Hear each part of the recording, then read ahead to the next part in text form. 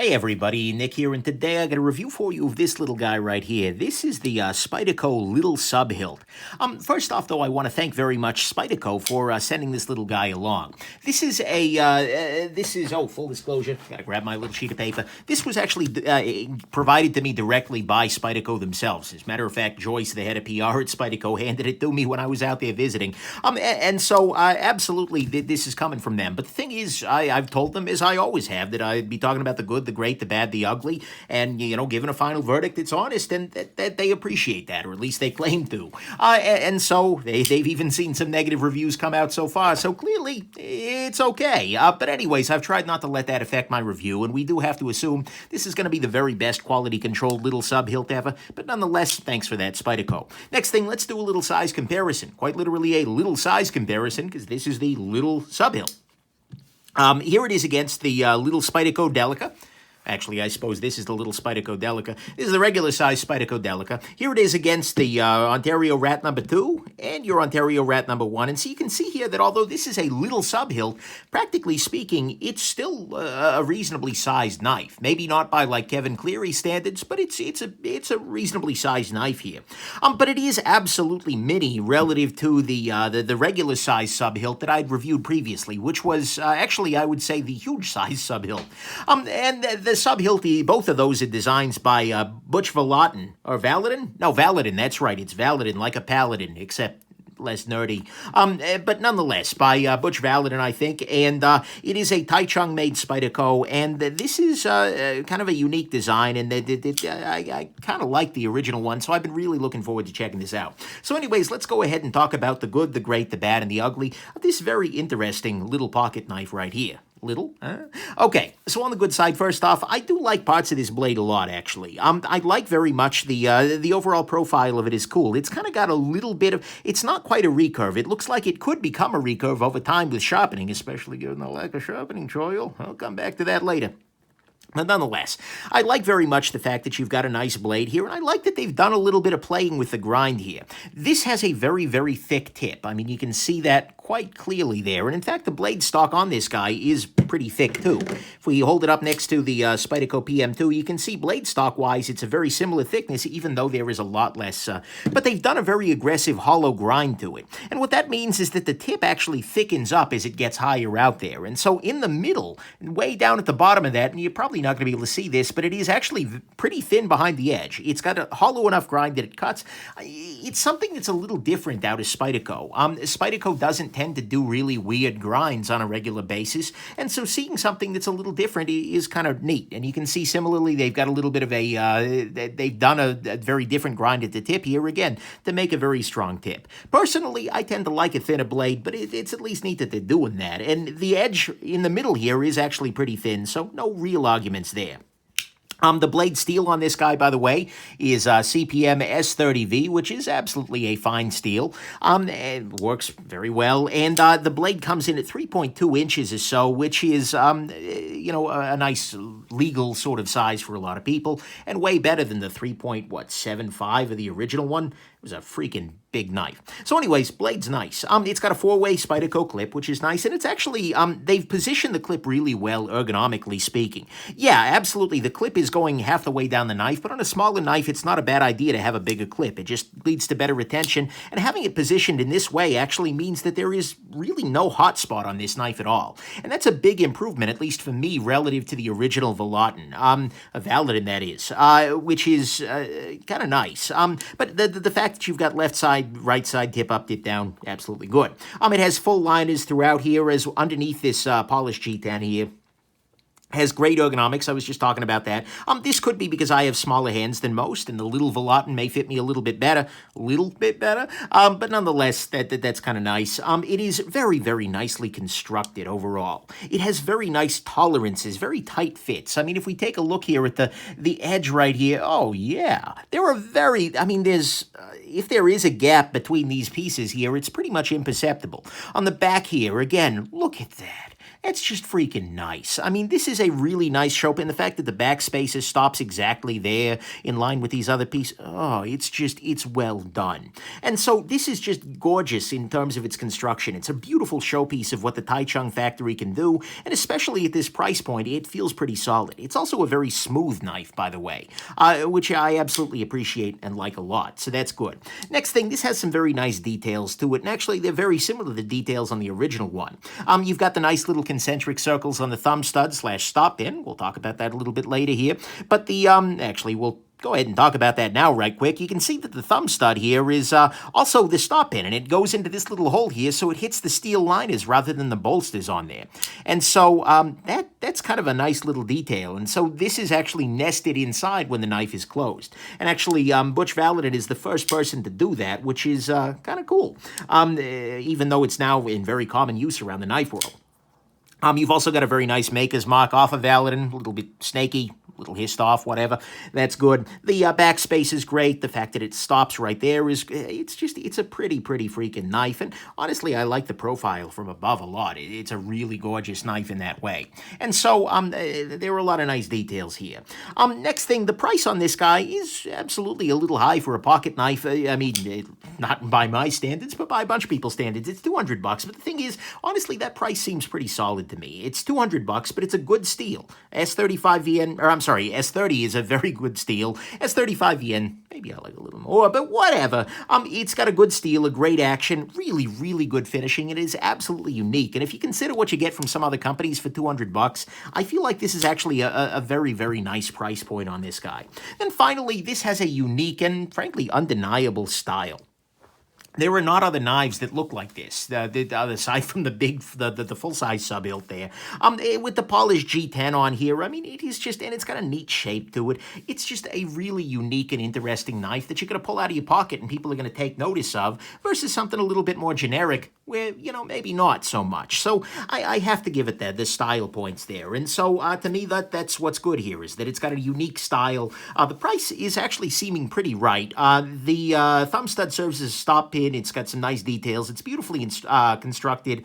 Great ergos, full liners, 4-way clip, and the blade does have some very nice aspects to it, and actually does work pretty well, especially down in this area for the cutting. Pardon me. To me, what's great about this guy, 100%, is the mere fact that it exists. I mean, seriously. There are very many knives that are really nice, but are just made at the wrong size for somebody. In both directions. I've heard a lot of people, over and over, people tend to praise these knives that come in pairs or triads by size.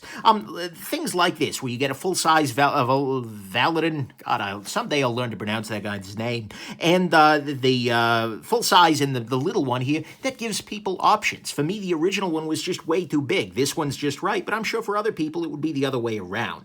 The fact that they've made this little Vallotton here is a really nice nod to people like myself who tend to like a smaller knife for everyday carry. It also helps people who are dealing with laws that say, for instance, under 3.5 inches are the only legal sort of level there. And so that's really nice. It knocked down the blade thickness, which was the kind of the bugaboo with a big Vallotton, for me at least. And they've made some other, what I feel to be improvements. For instance, the liner lock is no longer sticking up quite so high. It feels like a really nice piece. And I love that they took a unique and existing design and just gave a smaller version for the people who want smaller versions. I really hope that's something that becomes more and more common throughout the knife-making world. If you make something that's really cool and unique, give us a couple of sizes of it. That way people can choose the one they like, rather than trying to shoehorn their desires into something bigger or smaller than they want. So to me, that's what's great here, is that they've made that pairing. The full size for people who like them huge, and the mini for people who are the little, that is, for people who, well, like a knife that's a little bit more reasonably sized. So that's what's great. On the bad side, first off, this is not the little Subhilt. This is a regularly sized Subhilt. A little Subhilt would be actually littler. I know I'm just getting into semantics, but really this is the Subhilt, and the other one was the freaking ginormous. Okay, I digress. Hashtag bias, that's fine. Next thing, this guy is still pretty slippery in the hand here.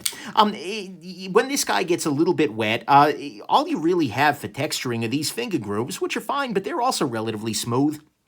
And then these screw holes here, and the little bit of jimping you get here up on the thumb ramp and maybe the clip. This is really a little bit on the slippery side. That's kind of a natural consequence of polished G10. And you know what?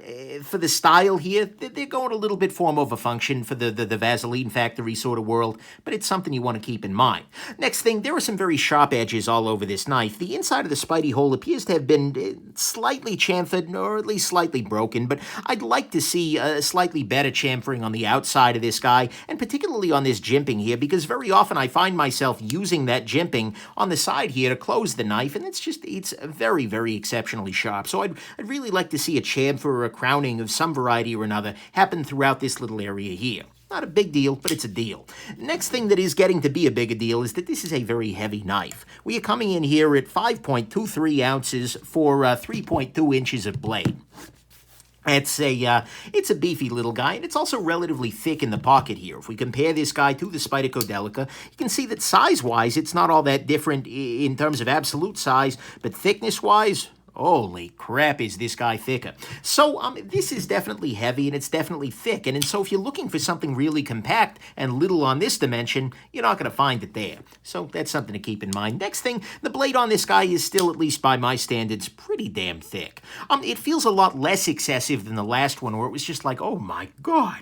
But this is kind of an overbuilt sort of knife. It's not a great knife for slicing. It cuts, the edge is acceptable, but you need to know your cutting tasks pretty well to know whether this is going to be a good choice for you. This is a knife that will wedge open an apple rather than, actually slice it. This is a knife that's not going to be great for closed cell foam, that kind of thing.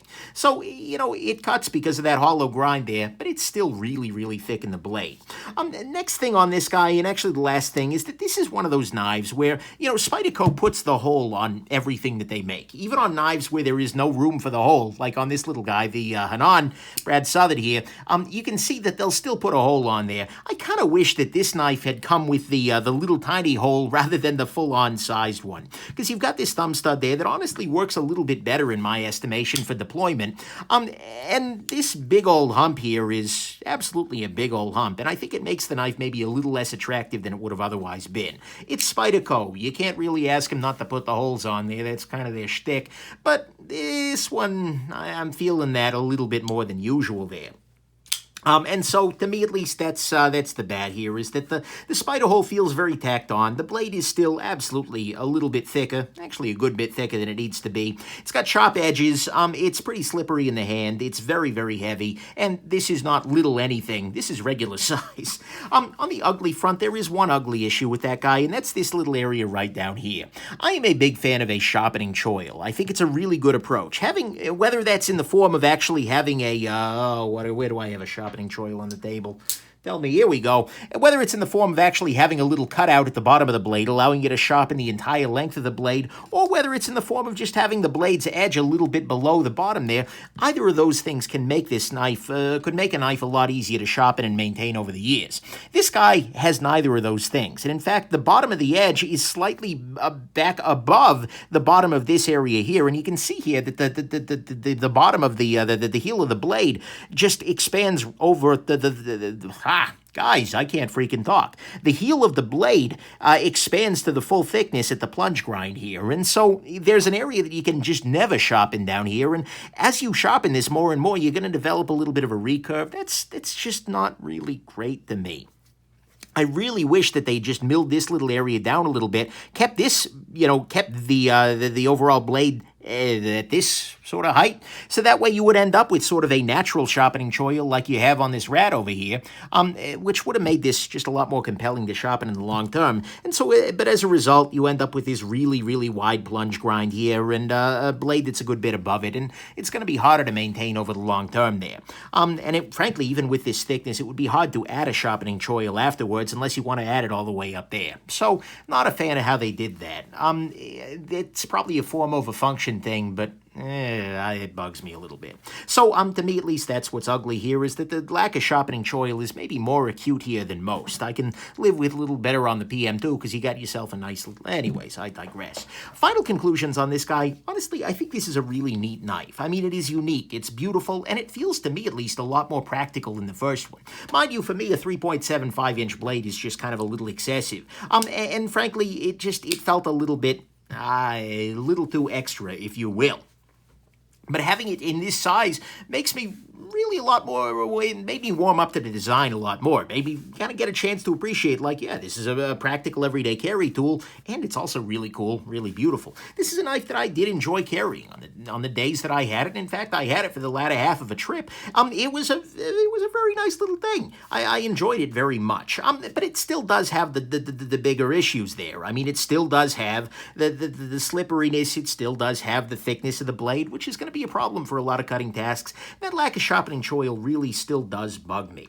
And so those are definitely factors. And it is still a pretty expensive pocket knife. But, you know, like I said, the price is fine to me. At the end of the day, though, it is a good knife. And functionally speaking, you're not buying this knife for function. At a very real level, if you're just buying a knife that'll cut well, there are many options out there. For this price, you get a Spyderco Shaman, one of the best knives out there. You get a Spyderco PM2. You get a whole bunch of really good stuff, even from other people. But if you're looking for something that's this attractive, you're probably going to be able to put up with those little foibles there, and you're probably going to really fall in love with this little guy. And I think this will absolutely be valid in your everyday carry. Okay. Anyways, hope this has been interesting, that you got a little insight from it, and that you have yourselves just an absolutely wonderful rest of the day, and that you got through this whole review. Okay. Bye now.